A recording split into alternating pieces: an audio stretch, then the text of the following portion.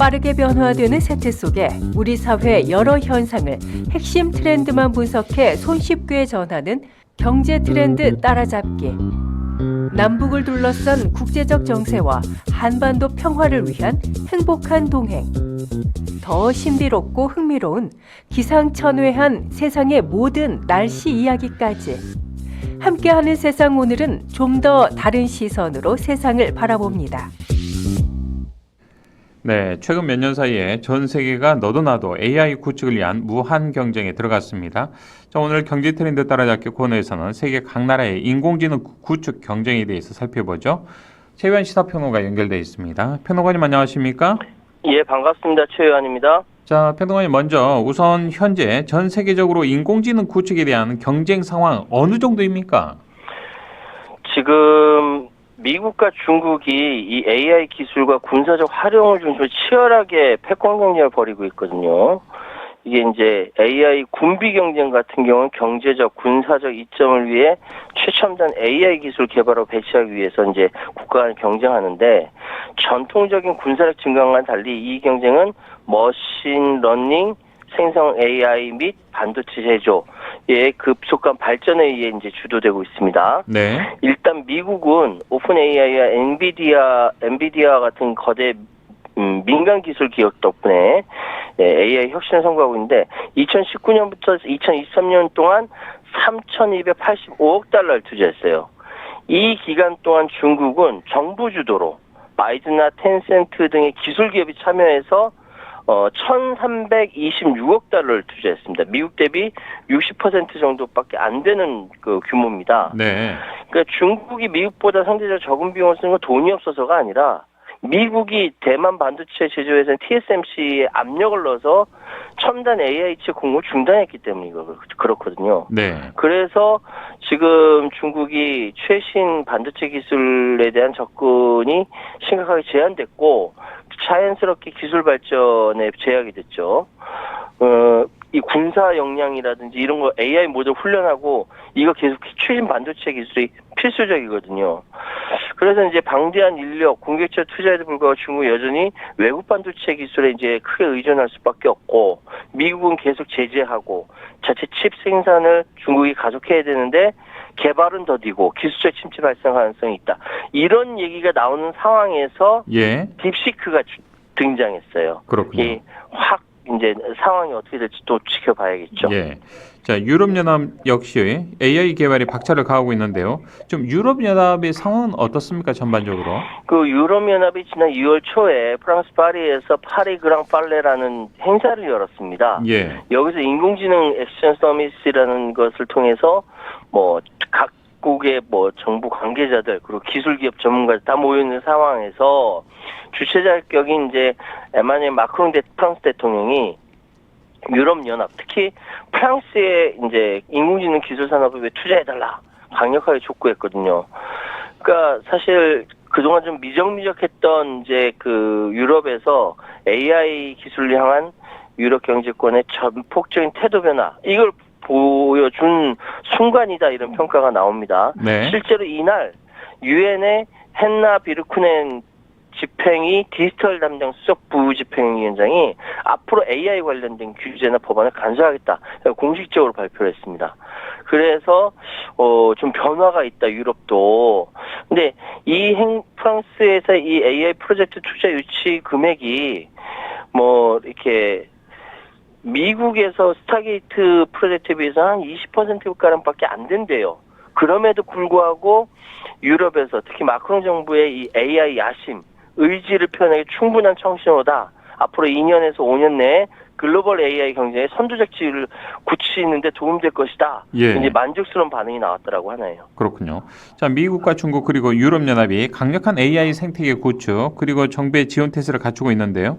다른 나라의 경우에는 좀 어떤지 궁금합니다. 싱가포르, 인도, 일본, 이스라엘, 아랍에미레이트, 캐나다, 그리고 우리 대한민국.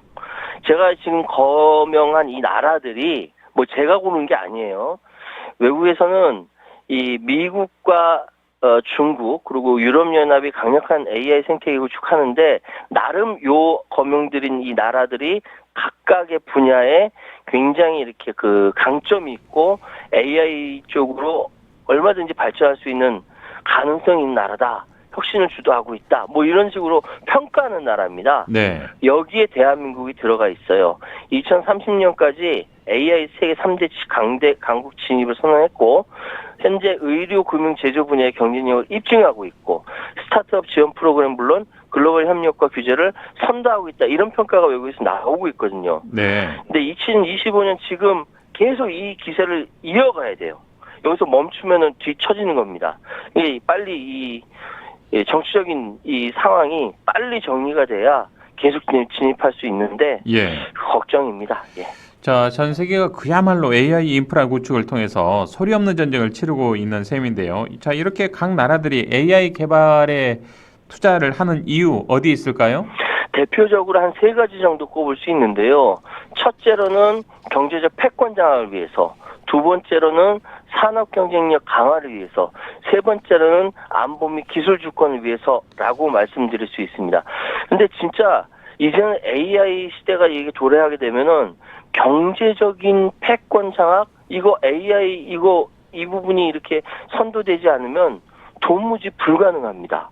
그리고 지금 뭐 산업 경쟁력 AI를 통해서 기존 인간보다 훨씬 더 경쟁력 강화하는 데 도움이 되기 때문에 산업 경쟁력을 강화하려면은 AI가 인간을 도와서 필수적으로 액션을 취해야 돼요. 그리고 이제 미국과 중국과 차별화된 뭐 유럽연합 또는 이런 데서 안보, 기술 주권, 유럽은 지금 그 러우 전쟁 때문에 굉장히 긴장하고 있는 상황인데 네. 이런 안보라든지 기술 주권을 위해서는 AI가 그 나라 국가 안보를 위해서 굉장히 중요한 역할을 할 수 있다. 그 외에 글로벌 불균형 해소라든지 뭐 여러 가지 이 부분도 중요하고 우리나라 대한민국도 하이퍼 클러버 X를 통해서 막 AI 시스템 지원하고 인프라 선점 경쟁하고 이렇게 노력을 하고 있는데 네. 이렇게 노력하지 않으면 미래의 국가는 존립 그 자체를 하기 어려워진다. 예, 이렇게 말씀드리겠습니다. 자, 그런데 평론가님, 각 나라가 이렇게 진심으로 AI 인프라 구축을 위해서 경쟁을 하고 있는데 일부 위험 인자들도 좀 있는 것 같습니다. 어떤 점이 그럴까요? 있죠. 정말 요 몇 년 사이에 AI 기술은 좀 눈부시게 발전하고 있고 앞으로도 더 그렇게 그럼요. 발전할 겁니다. 네. 예. 그런데 AI를 통한 위험, 유형, 종류 미리미리 정리하고 대처하는 게 굉장히 중요하거든요. 한 4가지 정도로 볼 수가 있는데요. 첫 번째는 악의적 사용으로 인한 위험, 두 번째 오작동으로 인한 위험, 세 번째 시스템적 위험, 네 번째 교차 위험으로 나눌 수가 있어요. 제가 이거 찬찬히 설명드릴게요. 예. 악의적 사용으로 인한 위험, 말 그대로 AI를 이용해서 피싱 공격, 가짜뉴스 생성, 예. 딥페이크. 지금도 문제되는 거. 우리가 지금 당하고 있지 않습니까? 실질적으로. 그렇죠. 예. 이게 AI가 기술이 고도화되면 이거 공격 당한지도 모르고 당해요. 악의적인 목적으로 활용하면 상당한 피해가 발생할 수 있다. 이 위험이 있고요. 네. 두 번째로는 오작동으로 인한 위험. AI 시스템이 기대와 다르게 작동하거나 의도하지 않는 결과를 초래하는 위험을 이 오작동으로 인한 위험이라고 할 수 있습니다. AI가 학습하는데 편향된 데이터만 학습합니다. 그 시스템 결합으로 인해서 뭐 이렇게 다른 결과를 도출해요. 그러면 예를 들어서 뭐 의료라든지 법률이라든지 이런 전문 분야에서 부적절한 인용을 하거나 잘못된 조언으로 해서 순간적으로 벌어지는 사건 사고들이 있을 수 있다라는 거죠. 네. 이게 오작동으로 인한 위험, 이거 역시 굉장히 심각하다고 할 수 있습니다. 자, 그렇다면 이번에는 시스템적 위험 그리고 교차 위험은 어떤 의미를 가지고 있습니까? 세 번째 시스템적 위험은 예를 들어서 그런 거죠. 예. AI 기술이 인간의 일자리를 대체해버리면서 실업자가 돼버려요. 예. 이 비단뿐만 아니라 노동시장에만 해당되는 게 아니라 이 AI 개발에 필요한 자원과 기술 인프라가 선진국에 집중되면은 국가 간 불평등이 생겨날 수 있죠. 또 AI 개발하고 배포하는 에너지 소모량이 급증하면 탄소 배출량 역시 큰 폭으로 증가하죠. 환경적 위험도 증가합니다. 이것이 바로 이거 시스템적 위험이라고 할 수 있고 또 꼽을 수 있는 위험, 교차 위험이라고 할 수 있는데 이거는 이제 제가 가장 위험하다고 생각하는 건데 이미 기술적인 이런 위험, 아까 오작동이 뭐 이런 게 있는데 이게 사회적 요인과 결합하는 거예요. 교차하는 겁니다. 예. 그럼 AI 시스템이 독립적으로 혼자 결정하는 것이 아니라 외부의 다양한 요소와 상호작용하면서 발생한다. 이건 누구도 통제하지 못하는 거죠. 그래서 이 교차 위험이 AI 시스템의 자율성과 통제 문제와도 깊이 연관되어 있으면서 예를 들어서 국방이나 공공정책 등 중요한 결정에서 뭐 학습해서 결정하려고 하는데 외부의 다양한 외부 요소와 결합하면서 교차가 되면서 예를 들어서 있지도 않은 위험을 딱 가정해서 야 핵무기 쏴 뭐 이래 버릴 수도 있다라는 거죠. 예. 인간이라면 예측할 수 있는 선수를 AI가 결정, 이거 통제도 못하는 상황까지 도래할 수 있다. 예. 이 교차 위험이 굉장히 위험할 수 있다라고 말씀드리겠습니다. 그렇군요. 자, 오늘은 뭐 세계 각 나라의 AI 구축 경쟁에 대해서 좀 살펴보고 있는데요. 뭐 이 AI 인공지능이라는 기술이 단순히 나라마다 누가 더 잘하느냐 이런 문제가 아니라 앞으로 이기기만을 위한 목표로만 가져가서는 안 된다라는 생각이 예. 불끈 드는데요. 뭐 인공지능 AI 시대에 들어선 상황에서 현재 우리에게 가장 중요한 것은 무엇이라고 보십니까? 이렇게 지금처럼 이렇게 발전을 위해서 경쟁하는 거는 꼭 필요해요. 그렇죠. 그러니까 건강한 예. 경쟁을 통해서 선의 발전이 경쟁은요, 이루고 얼마든지. 예.